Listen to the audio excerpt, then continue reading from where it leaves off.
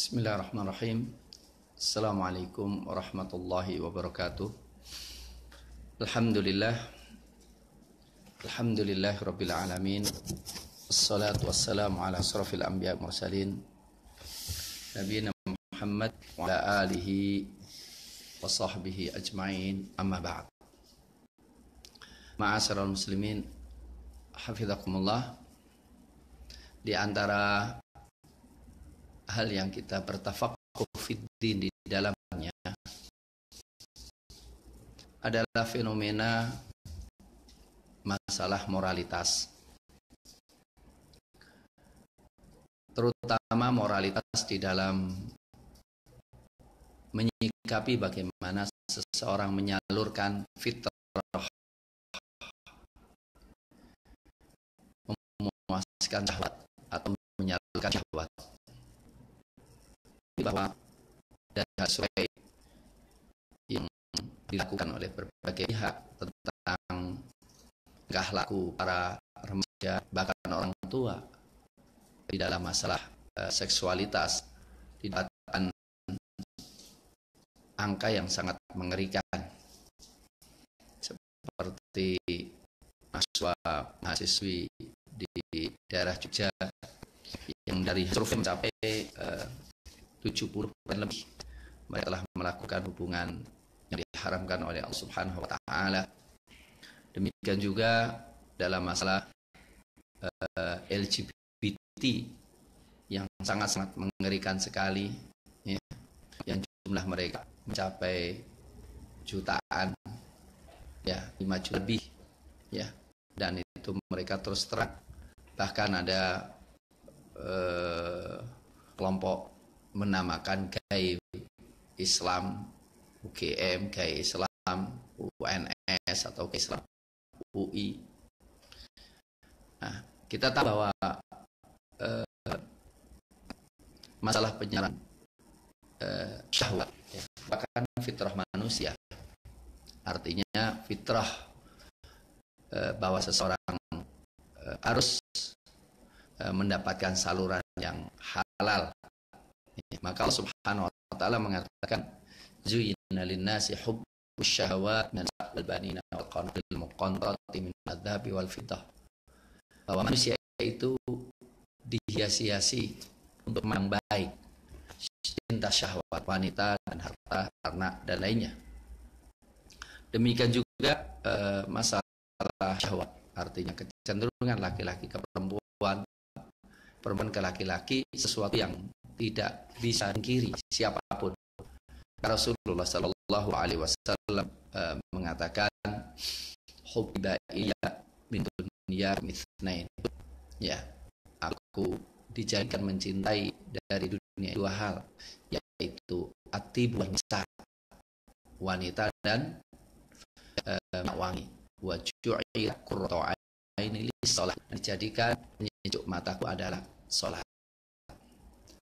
Dari sini bahwa syahwat adalah sesuatu yang sangat luas, tetapi Allah Subhanahu wa taala membantu kita untuk menyalurkan syahwat secara baik. Pertama, tidak ada jalan lain tidak menyalurkan syahwat kecuali laki-laki dan perempuan, perempuan dan laki-laki dengan jalan menikah atau dengan jalan berdagang.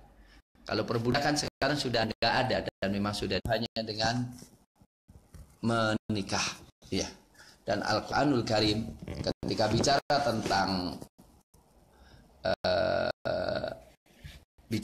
tentang orang-orang yang beriman, ya, juga bicara tentang walladzina hum li furujihim hafizun illa ala azwajihim aw ma malakat imanuhum fa innahum ghairu malumin. Orang yang beriman adalah orang yang menjaga kemaluan mereka, kecuali kepada istri maupun budak. Dalam hal ini mereka, ya, tidak dicela. Demikian juga ini dalam surat Al-Mu'minun, demikian juga surat Al-Ma'arij, selalu diulang. SAW mengatakan man yadmanu li baina lihyaihi wa baina fakhidaihi admanu lahu jannah. Siapa yang memberikan jaminan kepadaku untuk menjaga apa yang di antara dua gerahamnya, yaitu mulut dan pahanya, yaitu kemaluan, maka aku jamin masuk surga.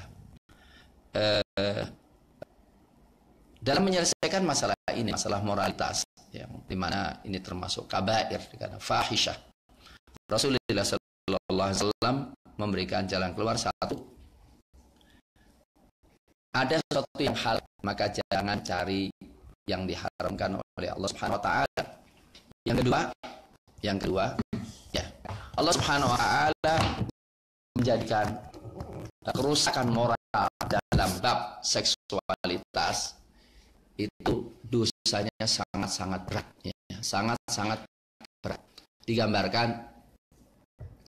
bahwa orang-orang yang melakukan zina, ya, nanti laki-laki dan perempuan selama di alam barzakh akan diletakkan di dalam tungku, semuanya telanjang. Kemudian semua akan keluar, dan setiap kali mau keluar dikalikan lagi dan dinyalakan lagi. Ya. Dan Rasulullah Shallallahu Alaihi Wasallam mengatakan dua dosa yang disegerakan oleh Allah Subhanahu Wa Taala di dunia akhirat, yaitu durhaka kepada kedua orang tua dan berzina. Jadi ketika kita melihat bahwa siksaan di akhirat kelak, kemudian kerugian-kerugian akibat zina itu sangat-sangat buruk sekali, ya. Maka di dalam Al-Qur'anul Karim ada larangan membunuh dan larangan berzina dan larangan anak, karena memang antara pembunuhan dan zina itu bersamaan, ya. Artinya sangat dekat sekali. Bahkan zina itu sendiri adalah sebuah pembunuhan, ya, yaitu pembunuhan jiwa. Kemudian Rasulullah Shallallahu Alaihi Wasallam selain memberikan yang halal, maka jangan cari yang haram. Beratnya siksaan di akhirat kelak. Yang ya, dalam hadis sahih, seorang pemuda bertanya Rasulullah, ya Rasulullah, izinkan aku berzina. Coba perhatikan apa kata Rasulullah. Apakah engkau ridho kalau orang tuamu dizinai? Pasti mengatakan tidak. Apakah ridho adikmu mau dizinai? Pasti tidak. Apa ridho kalau ya kemudian semua keluarga dekatnya disebut, mengatakan tidak? Artinya Rasulullah mengatakan demikian juga manusia tidak ridho. Artinya hendaklah kita memiliki jiwa yang terhormat. Kalau kita bukan zina, maka menzinai anak orang, menzinai istri orang, menzinai adik orang, menzinai ibu orang, itu merupakan sesuatu yang sangat-sangat keji sekali. Sebagaimana kita tidak suka, ya, keluarga kita dizinai dan kita melihat sesuatu yang sangat buruk, maka janganlah kita melakukan kepada orang lain, ya.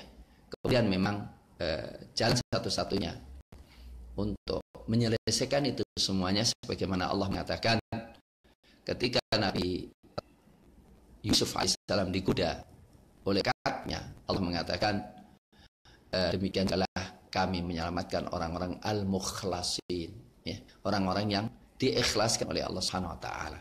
Sungguh cinta kita kepada Allah, cinta kita kepada surga Allah, cinta kita kepada ridha Allah Subhanahu wa taala akan menjadi perisai yang sangat kuat dari, ya, terjatuh kepada kerusakan moralitas ini. Kemudian tambah sedikit, ya, Rasulullah Shallallahu Alaihi Wasallam mengatakan bahwa, ya, sebesar apapun kenikmatan yang dilakukan dalam perzinahan, sebetulnya tidak seberapa dibandingkan dengan beratnya orang di neraka. Suatu saat ada seseorang ahli ibadah digoda oleh seorang pelacur dengan mengatakan aku kedinginan dalam hujan yang sangat deras. Akhirnya terpaksa pelacur itu diizinkan untuk masuk di musbahnya. Tapi kemudian ketika seorang ini sedang ibadah sholat, maka bertingkah pelacur ini menggoda. Apa yang dilakukan oleh ahli ibadah ini? Meletakkan tangannya di